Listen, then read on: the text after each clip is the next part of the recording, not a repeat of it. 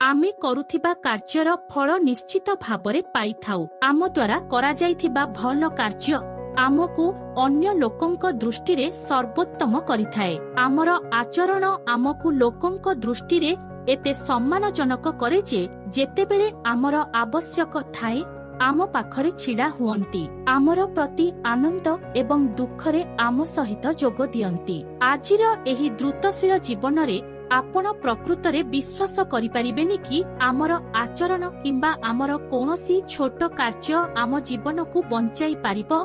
जणे व्यक्ति बरफ कारखाना रे काम करुथिले। सबुदिन परी संध्यारे से घर को जीवाकू प्रस्तुत हेउथिले। तापरे कारखाना रे एक यांत्रिक समस्या उपजिला एवं से एहाकू समाधान करिबाकू लागिले। से काम शेष करिबा बेलकू बहुत देरी होई जाइथिला। हठात लाइट बंद होईगला। कबाट गुड़िक मध्य बाहरु बंद होईगला। राति सारा वायु एवं आलोक बिना बरफ कारखाना रे फसी रहिथिबारु तांको मृत्यु प्राय निश्चित थिला। प्राय अध घंटा बीतीगला। तापरे से देखिले केही जणे कबाट खोलुछंती। एहा एक चमत्कार थिला कि से देखिले सुरक्षा कर्मी एक लाइट सहित कबाट पाखरे थिया होइछंती। से तांकु साहाय्य कले। बाहर को आसीबा परे व्यक्ति जनक सुरक्षा कर्मी को पचारिले, तुमे किपरि जानिले जे मु कारखाना भितरे अछि? सुरक्षा कर्मी उत्तर देले, एही प्लांट रे 100 लोक काम करंती, किंतु आपण केवल जणे जिए मोते सकाळे सुप्रभात एवं संध्या बेले बाय कहि जानती।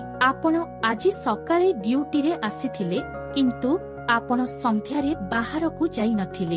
एहा मोते संदेहजनक कला एवं मु देखिबाकू आसीगली। व्यक्ति जनक जानी नथिले जे काहाकू अल्प सम्मान देबा तांको जीवन रक्षा करिबो। से खुशीर हृदय रे तांकू धन्यवाद जणाइले एवं तांको घर को गले। तेणु बंधुगण, जेतेबेले भी तुमे काहाकू भेटिबो तांकू मधुर हस सहित तांकू सम्मान दियो। गर्व सहित काहा सहित कथाबार्ता करंतु नाही।